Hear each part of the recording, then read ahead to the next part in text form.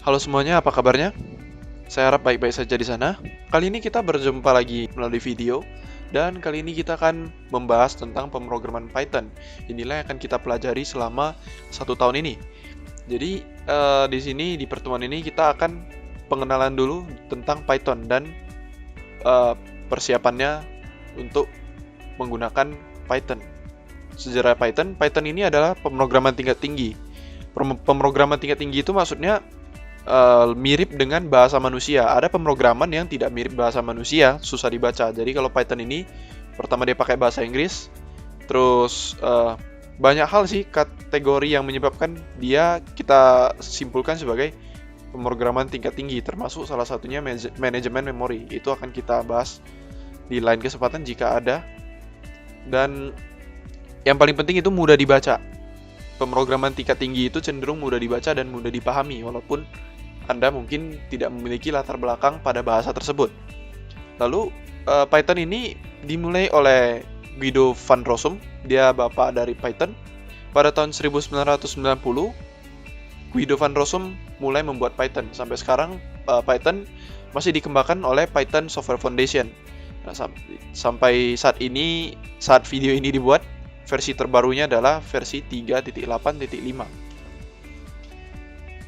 Di mana saja Python sudah dipakai? Biasanya sudah dipakai untuk aplikasi-aplikasi CLI. CLI ini adalah Command Line Interface. Jadi dia berbasis tulisan. Ada juga program-program desktop yang memiliki tampilan user interface secara grafis. Ada lagi aplikasi web. Banyaknya sepertinya dipakai di aplikasi web dan program server, tapi bisa juga dipakai untuk IoT. Lalu ada game, dipakai untuk membuat game juga, dan banyak lagi keperluan lainnya. Jadi Python ini kan bahasa pemrograman yang sifatnya general purpose, jadi bisa dipakai di hampir semua aspek. Kenapa kita belajar Python? Pertama, Python ini mudah dipelajari, cukup friendly untuk pemula. Lalu karena komunitasnya besar, dia memiliki banyak fasilitas-fasilitas pendukung, banyak library istilahnya. Jadi kita sangat dipermudah untuk membuat hal ini dan hal itu karena sudah ada fasilitas pendukung yang dibuat oleh pengguna-pengguna Python dan pengembang Python itu tersendiri. Juga Python sudah dipakai untuk perusahaan-perusahaan besar untuk membuat aplikasi-aplikasi besar. Contohnya itu Instagram, Google, Spotify, Netflix, Wikipedia, Yahoo, bahkan NASA. Jadi sudah meyakinkan lah, ini kan produk-produk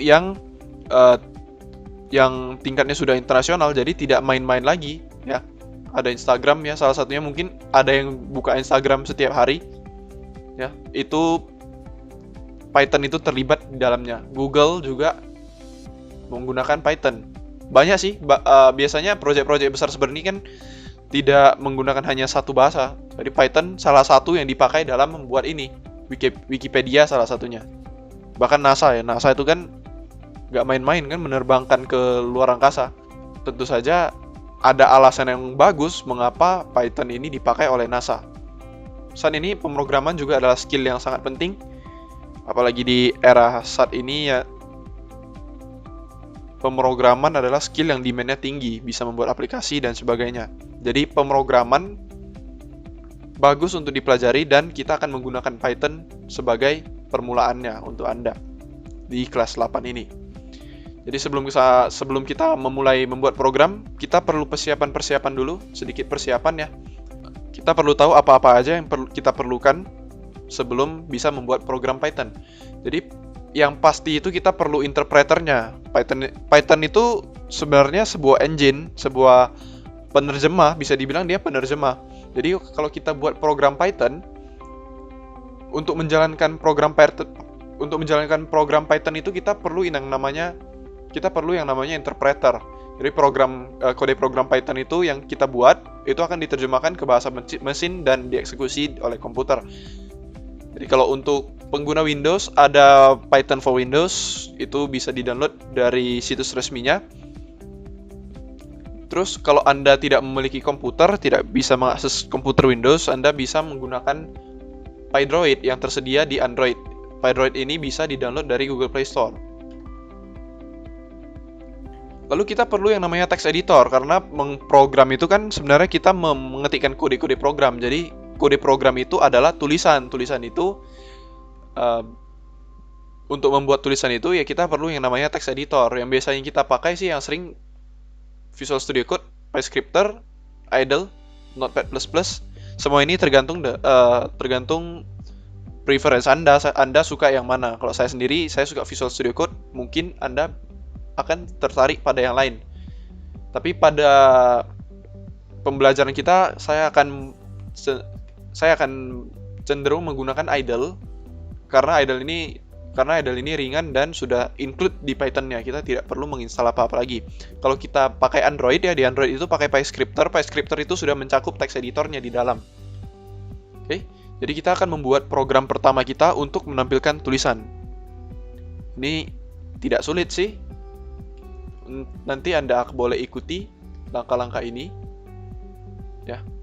Pertama-tama kita perlu Python. Jadi saya sudah download Python-nya tadi. Saya sudah download dari sumber yang saya cantumkan di materi. Di situ saya sudah mendapatkan Python versi 3.4.3 ya. Di sini kenapa kita tidak pakai versi terbaru, ada alasan tertentu ya. Salah satunya ketersediaan idle-nya. Jadi di 3.4.3 masih ada idle-nya. Langsung aja setelah kalian download, buka aja filenya untuk menginstal Python-nya. Oke, install for all user. Next saja. Harusnya tidak ada kendala. Kita tunggu sesaat.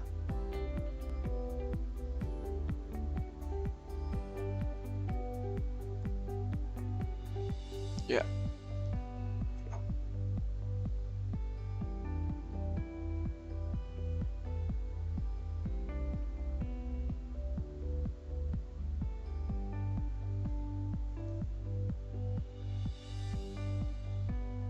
Tunggu saja.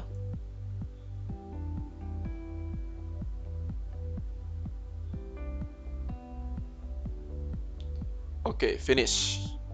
Lalu kita setelah menginstal Python 3.4.3 tadi, kita sudah bisa mulai membuat program Python. Mulai saja dari ini. Setelah kalian menginstal, biasanya kalian akan melihat yang namanya idle, IDLE. Kalau tidak ada, boleh ketikkan saja di situ idle. Nah, kalau sudah muncul, klik idle-nya. Jadi idle ini juga Python shell ya, yang di sini Python shell. Shell ini tempat menerima instruksi-instruksi. Jadi instruksi di sini adalah instruksi-instruksi Python. Ada 3 simbol lebih besar itu ya. Artinya Python ini sudah siap menerima perintah. Jadi tadi seperti yang disebutkan sebelumnya, kita akan membuat program pertama kita, yaitu menampilkan sesuatu. Apa yang mau kita tampilkan? Saya akan tampilkan nama saya.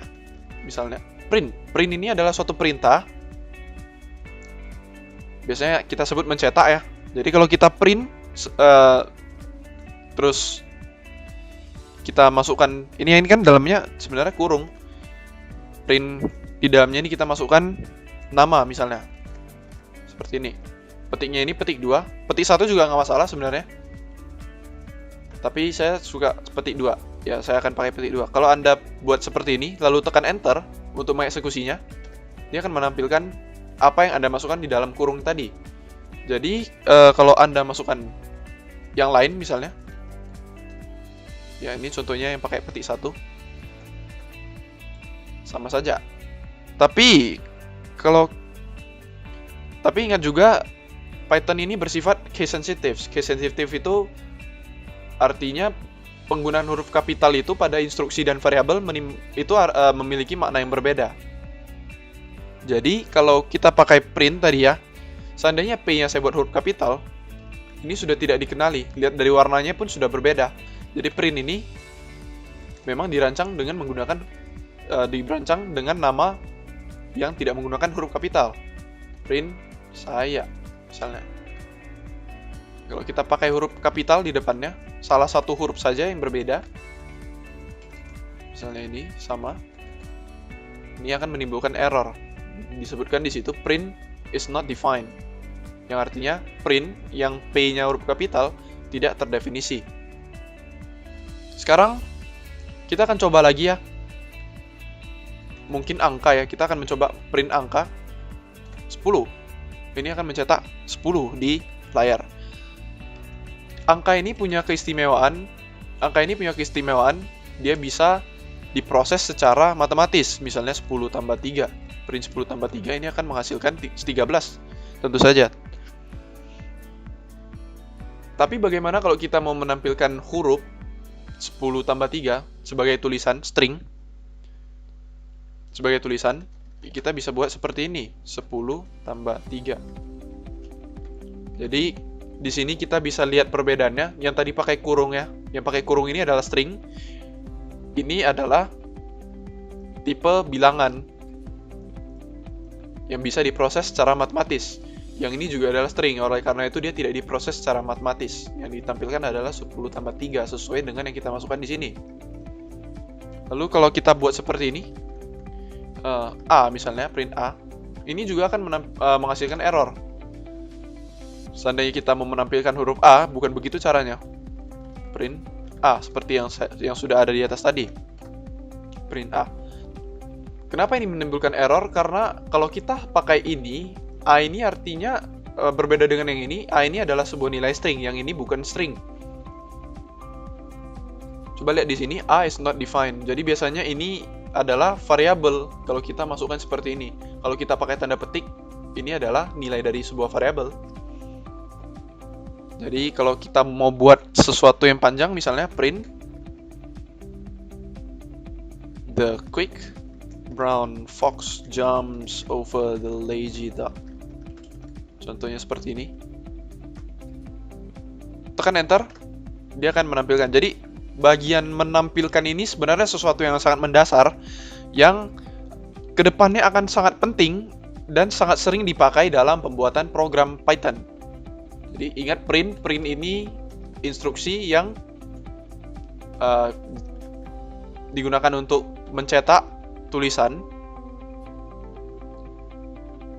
atau nilai, ya, value ya. Jadi value itu bisa langsung tulisannya, bisa juga berupa variabel. Paling mendasar adalah seperti yang tadi. Setelah ini akan ada penugasan. Tampilkan biodata Anda dengan menggunakan print. Misalnya seperti ini, print. Ini anggap saja seperti latihan nanti. Print nama Seiko Santana. Print kelas 8A. Print metodis 5. Print umur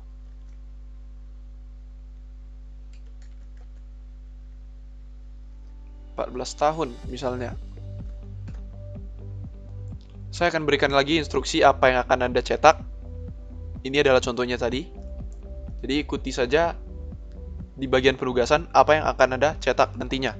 Oke, itu saja demonstrasinya. Kalau ada pertanyaan silakan tanyakan di Google Classroom.